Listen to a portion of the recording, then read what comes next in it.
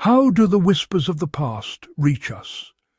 We look to castles and swords, but there's a quieter force at work. An unseen thread holds our history together, a simple glue.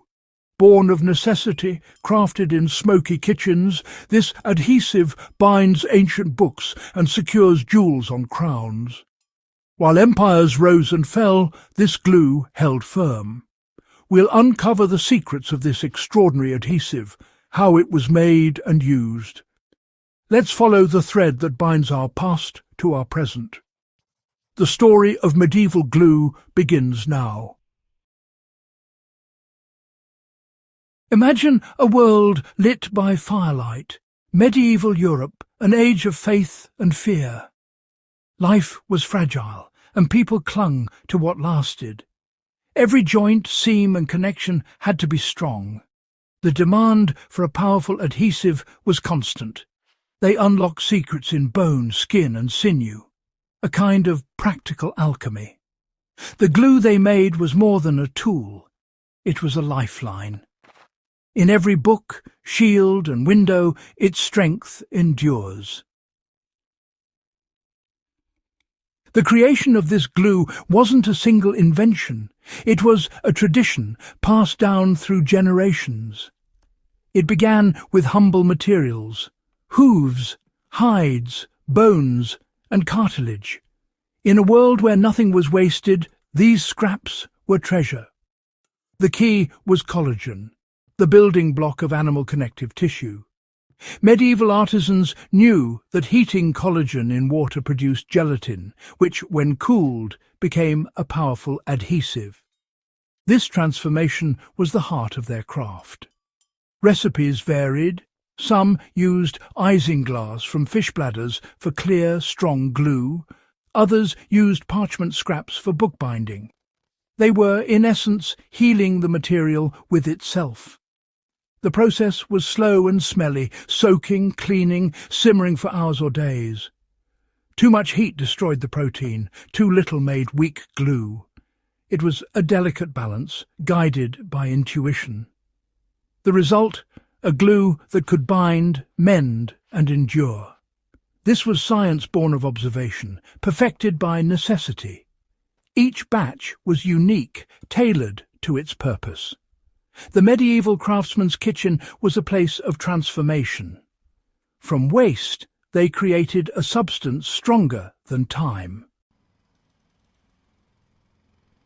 The workshop was filled with the pungent aroma of transformation. The craftsman stirred the cauldron, guided by experience and intuition. As water evaporated, the mixture thickened into a syrupy glue. He tested its tackiness, waiting for the perfect moment. The thick liquid cooled in trays, setting into a rubbery gel. Once dried, it became a hard, translucent cake, brittle but long-lasting. Reheated with water, it returned to a liquid adhesive. This glue could wait for years, ready to bind history together. Enter the monastery scriptorium, where spiritual legacy was at stake. The scribe's task: create a book to last 1,000 years. Every step was ritual: preparing vellum, ruling lines, copying text. Binding was critical: quires sewn, then glued to wooden covers. Animal glue played its sacred role, applied warm to the spine and boards. The bond had to be strong, yet flexible. In illumination, glue mixed with bole created raised surfaces for gold leaf. Isinglass, prized for its clarity, was used for brilliant, untarnished gold. The trust in this humble substance was immense. The glue was the silent partner in holy work, ensuring devotion would not fade. The scribe and illuminator relied on it to preserve sacred knowledge. In every manuscript, glue was the invisible guardian. Its quiet strength made the written word eternal.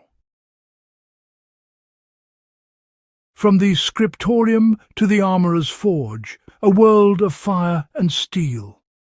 Armour was a knight's second skin, and glue held much of it together. The adhesive had to withstand shock, friction, rain and sweat. Failure could be catastrophic. A loose strap or lining could mean death. Hide glue was the adhesive of choice, legendary for its strength. Armourers laminated leather and canvas with glue, creating tough cuir bouli for shields and armour. It secured linings and decorative coverings, fusing materials into a single unit. The armourer's reliance on glue was a calculated gamble. Additives like tannic acid improved moisture resistance. The armourer was a master of materials, combining steel, leather and glue for strength and flexibility. His craft was a testament to medieval ingenuity. True strength came from intelligent combinations. Glue was the silent ally on the battlefield.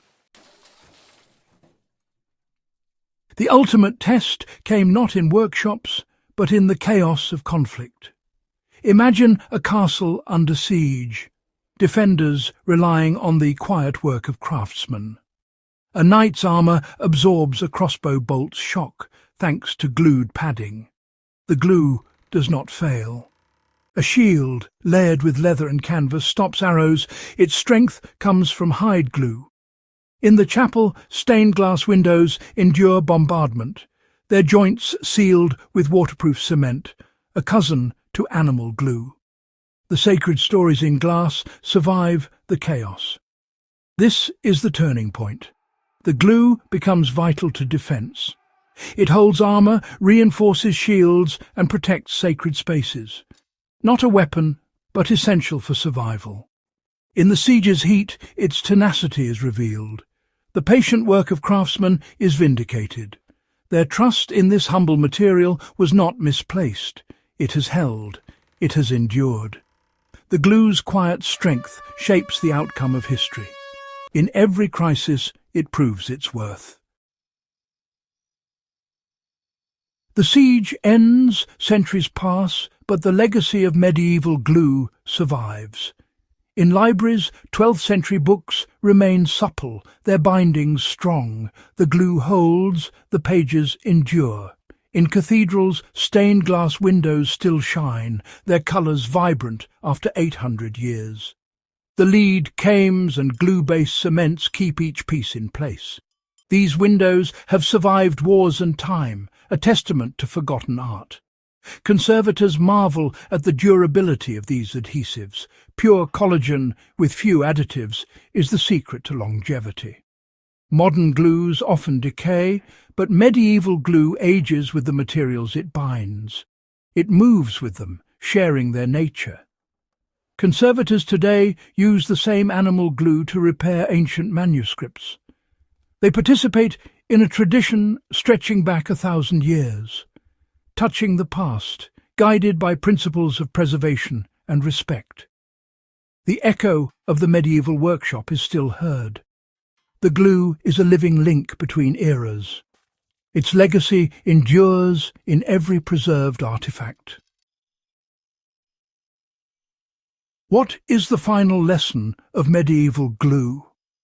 It's more than a durable substance. It's a different way of thinking.